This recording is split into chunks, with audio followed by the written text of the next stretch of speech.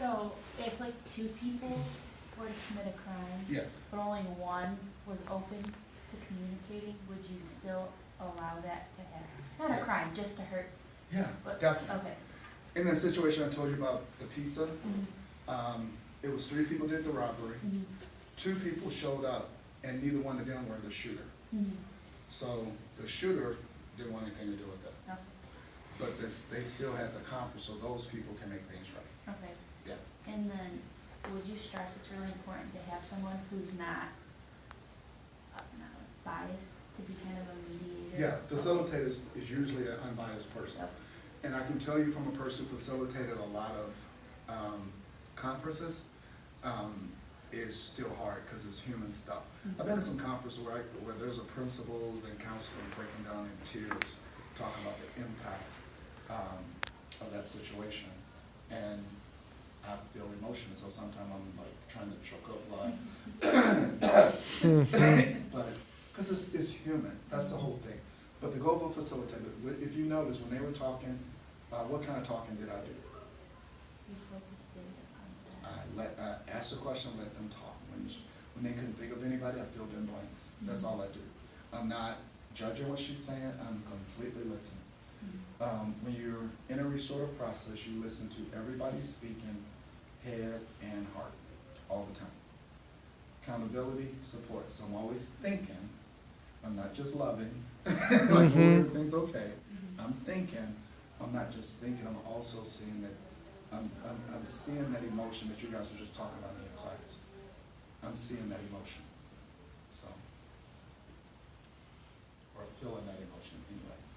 So are you responsible for seeing that the restoration happens? Like when you say what you need to do to make it better, are you then taking the responsibility for making that happen? And I'm glad you brought that up, because it's a process. Most people, because restorative conference, like intro to restorative practice, 1 day. Circles, 1 day. Restorative conference is formal, it's standalone, that is an entire 2-day training. So yes, there is a contract done afterwards. So when you say, like, she would be out telling you, before you even say what you're gonna do to make it right, all the people who you impacted are gonna be telling you what they need. And you're gonna be asked if you agree to what they're saying, okay? So then, when I ask you what you need to do to make it right, you're gonna say what you need to do. And as a facilitator, when I do conferences, I always take a co-facilitator with me so they can write everything down. Because it's kind of cumbersome to write and be engaged in the process, although it's done. So, once everything is, everybody agrees what they're gonna do to make things right, I give everybody an opportunity to say anything else they have to say.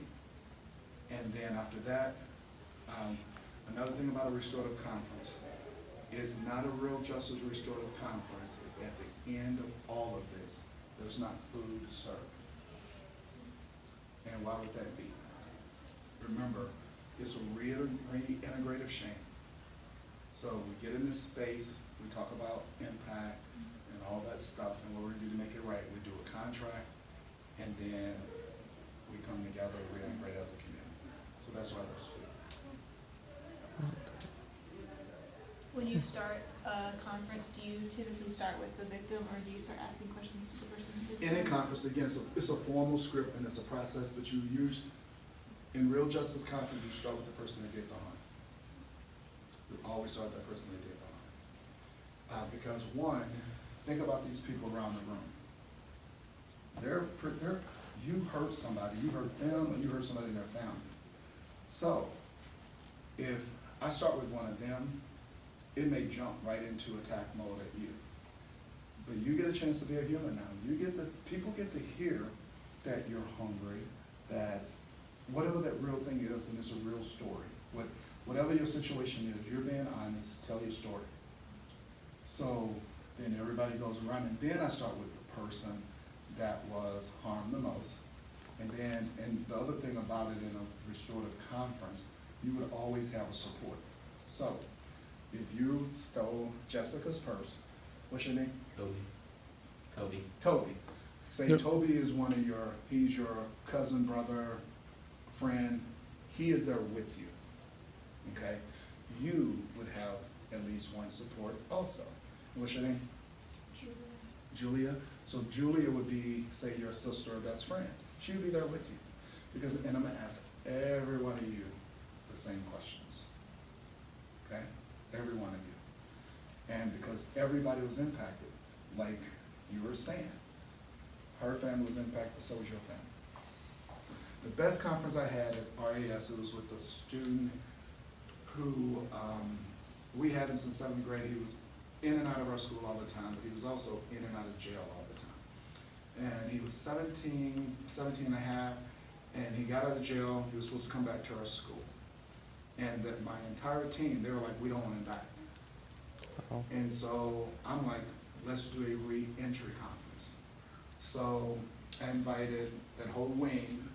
I invited his probation officer, his mom, a representative from administration, and we did the conference. And it was going really well and real impactful. But when I asked the mom, when I said, how were you impacted? I went through the thoughts and feeling questions, but I said, how were you impacted by the situation? She said,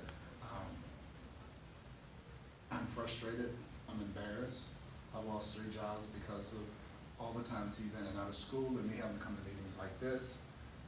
I'm afraid he's gonna die. I mean, you're talking about a lot of professionals having to choke up stuff. But that kid, honestly, and the last thing he did when he was with us, he strong-arm robbed his classmates of drugs and came to school and sat with them the next day. I mean, this kid, you would say he doesn't have remorse or empathy. Cried like a baby. And honestly, ended up graduating. When I first started presenting this, writing proposals for the regional office to do this work for them, I took him with me. And he told the story in front of all the superintendents because that's how impactful that scenario was. This restorative justice is powerful. Just like you saw the video was real. You know, I see that all the time. What happens when we get people together to get it resolved, it doesn't happen again. So. That's one thing that I've always thought about, like the justice system, is that it doesn't do a really good job of sort of changing the behavior of anybody who does the crimes. They just either, if it puts them in jail, usually it just makes them a better criminal, and they get back out and they do it again. Yeah. It's meant to. If you read the criminal justice system, I mean, you really look at it, it's meant to. The problem is humans get involved. And that's the problem. Because, and that's why I say, when you talk about having a restorative community, we actually have to do it. It's simple. It was written well. But we know what happens in the criminal justice system. There's bias, there's money issues. I mean, if you have opportunities and you're at a certain status, you're gonna get treated fairly. They're gonna try to do rehabilitation for real. But if you're a throwaway person, go away. You're just somebody else. That's why you have so many people, marginalized people, who are angry because they have not been embraced by the community. That's why they're so angry. So, another question? Almost that time anyways, I think.